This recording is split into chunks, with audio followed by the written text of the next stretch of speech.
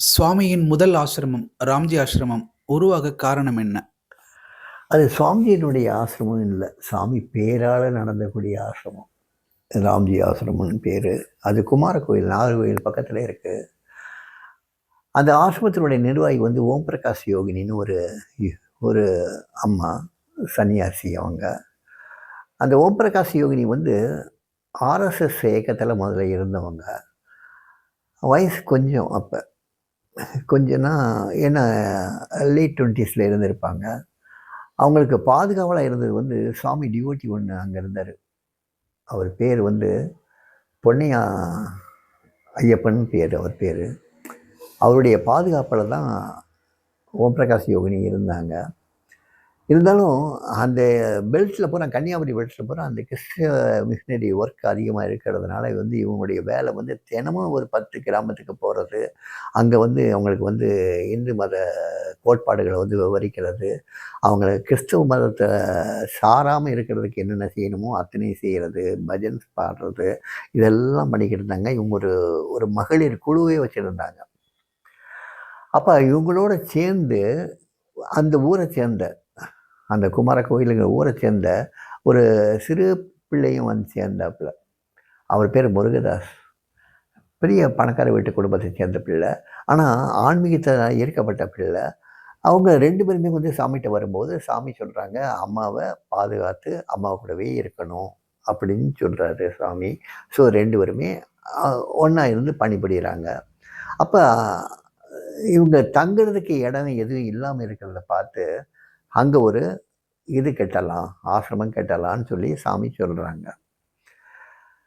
இது சாமி வந்து இந்த மாதிரி ராம்ஜி ஆசிரமம் கட்டலான்னு உத்தரவு கொடுத்துட்டாங்கன்னு தெரிஞ்ச உடனே சாமி பக்தர்கள் ஒரு 3-4 பேர், அதில் ராஜமாணிக்க நாடார் ஒருத்தர், அவங்கெல்லாம் சேர்ந்து பணம் கொடுத்து வந்து அது ஒரு இடம் வாங்கி, அந்த இடத்த கொடுத்தது வந்து பொன்னையப்பன். இடத்த கொடுத்தாரு. அதில் வந்து கட்டடம் கட்டி அங்கே எல்லாம் பண்ணோன்னே அந்த பக்தர்கள்லாம் சேர்ந்து ஒரு டெஸ்ட் ஒன்று ஆரம்பித்தா தான் இது நிர்வாகம் பண்ணுறதுக்கு சரியாக இருக்கும்னு சொல்கிறாங்க. சாமி சொல்லாமல் இதை செய்ய முடியாதுன்னு சொல்லிட்டு நேராக சாமிகிட்ட வர்றாங்க முருகதாஸும் ஓம் பிரகாஷ் யோகினியும். 2 பேரும் வர்றாங்க. வந்தவொடனே சாமிகிட்ட கேட்குறாங்க, இந்த மாதிரி டெஸ்ட் ஆரம்பிக்கணும்னு சொல்கிறாங்க சாமி. அப்படின்னு ஒன்று டெஸ்ட்டு வேண்டாம், ஒன்றும் வேண்டாம், நம்ம இப்படி பிச்சை எடுப்போம், இப்படி சாப்பிடுவோம், இப்படி தொடச்சிட்டு போய்கிட்டே இருப்போம் அப்படின்னு சொல்கிறாரு. சொன்ன உடனே அவங்க வந்து சொல்கிறாங்க. சொன்ன உடனே அவங்களும் சரின்னு கேட்டு போயிடுறாங்க. அதுக்கப்புறம் ஆசிரமம் நடக்குது, பக்தர்கள் வர்றாங்க, நாம ஜபம் நடக்குது. சாமியுடைய பாதுகையை வந்து சாமி கொடுக்குறார், மரப்பாதுகை கொடுக்குறார் சாமி. அந்த பாதுகையை வந்து அவங்க மேலே பூஜை ரூமில் வச்சுருக்காங்க. சாமி வந்து சாமியுடைய படம், பாப்பா ராம்தாஸ் படம், மாதாஜி படம், இந்த படம் வந்து அவங்களுடைய கர்ப்பகிரகத்தில் இருக்கும். சிலைகள் எதுவுமே அப்போ கிடையாது. அங்கே இவங்களுக்குன்னு தனியாக ஒரு ரூம் ஒன்று கட்டியிருப்பாங்க. அந்த ரூமில் அவங்க உட்காந்து தியானம் பண்ணிகிட்ருப்பாங்க. இங்கே வரக்கூடிய பக்தர்கள் வந்து இங்கே வந்து நாம ஜபம் பண்ணுவாங்க. அங்கே தங்குறதுக்கும் இடங்கள் இருக்கும், அங்கே தங்கிக்குவாங்க. எளிமையான ஆகாரம், அந்த கஞ்சி வெள்ளம்னு சொல்கிறது, இந்த மாதிரி எளிமையான ஆகாரம், எளிமையான இட்லி தோசை இந்த மாதிரி இருக்கும். எல்லாம் வரக்கூடிய பக்தர்களே எல்லாம் பார்த்துக்குவாங்க.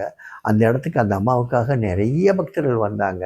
அத்தனை பேரும் வந்து சுவாமிகிட்டையும் அவ்வளோ ஈடுபாடு கொண்டவங்க. அவ்வளோ பேருக்கு இவங்க வந்து சாமி பற்றி நிறைய விஷயங்கள் சொல்லி, இந்த சுவாமியை பற்றி எழுதின பாடல்கள், அது என்ன பாடல், அது நாம மகிமை, ஒரு 25 பாடல். அதை சுவாமி ஒரு 1000 காப்பியை எடுத்து அவங்க கையில் கொடுத்து அந்த பாடலை வந்து மனனம் பண்ணி, அதாவது மனப்பாடம் பண்ணி, அதை எப்பயுமே பாடணுங்கிற மாதிரி கொண்டு வந்தாங்க. எல்லாமே பண்ணாங்க. சாமியுடைய முழு அனுகிரகத்தில் தான் அந்த ஆசிரமம் ஏற்படுத்தி, அதுக்கப்புறம் வந்து முருகதாஸ் அங்கே இருக்க முடியாத சூழ்நிலை வந்துச்சு. முருகதாஸ் அங்கேருந்து வெளியேறினார். இந்த அம்மா கொஞ்ச நாள் இருந்தாங்க. அப்புறம் வயது மூப்பில் வந்து அவங்களே இறந்து போனாங்க. இறந்து போனவங்களுக்கு வந்து அங்கே ஒரு சிலை ஏற்படுத்தி, அவங்களுக்கு ஒரு கோயில் ஏற்படுத்தி, அதை இப்போ வழிபட்டு வர்றாங்க. அங்கே அந்த ஆசிரமத்தை வந்து ஆர்எஸ்எஸ்க்கு எழுதி வச்சுட்டாங்கன்னு ஒரு கேள்வி, ஒரு உயில் எழுதி வச்சுட்டாங்கன்னு ஒரு கேள்வி, ஒரு டெஸ்ட்டு ஒன்று ஃபார்ம் பண்ணிட்டாங்கன்னு ஒரு கேள்விப்படுறேன். அதெல்லாம் எந்த அளவுக்கு உண்மைன்னு எனக்கு தெரியாது. ஆனால் அந்த ஆசிரமத்தை இப்போ தங்கலட்சுமின்னு ஒரு சகோதரி நிர்வாகம் பண்ணிகிட்டு இருக்காங்க. இன்றைக்கும் சுவாமியினுடைய சாநித்தியத்தை அங்கே உணரலாம். அந்த மலைச்சரிவில் ரொம்ப அழகான இடத்துல அமைஞ்சிருக்கு அந்த இடம். நல்லா இருக்கும் அந்த இடம். ஓம் பிரகாஷ் யோகினி இருக்கும்போது நாங்கள்லாம் அங்கே நிறைய நாட்கள் தங்கியிருந்திருக்கோம். சாமி பற்றியே பேசி, சாமியினுடைய பாடல்களை பாடி, ரொம்ப அற்புதமான நாள் கழிஞ்சது. அங்குள்ள எளிமையான ஆகாரத்தை சாப்பிட்டு எங்களுடைய பொழுது நல்லா போச்சு. ஆனால் ஓம் பிரகாஷ் யோகினி போனதுக்கப்புறம், அங்கே வந்து அதை நடத்திக்கிட்டு இருக்கவங்க, அவங்கள பற்றி யாருக்கும் அதிகம் தெரியாது. இந்த சுவாமியும் இப்போ இல்ல. சரீரத்தில் இல்லாதனால, அங்கே போகக்கூடிய பக்தர்கள் வந்து அந்த உள்ளூர் பக்தர்கள் மட்டும்தான் இருப்பாங்களே தவிர்த்து, வெளியூர் பக்தர்கள் அதிகம் இப்போ அங்கே போகிறது இல்ல. ஆனா, சாமி இனிஷியேட் பண்ணி வந்த முதல் ஆசிரமம், சுவாமி ஆசிரமம் அதான். ராம்ஜி ஆசிரமம்.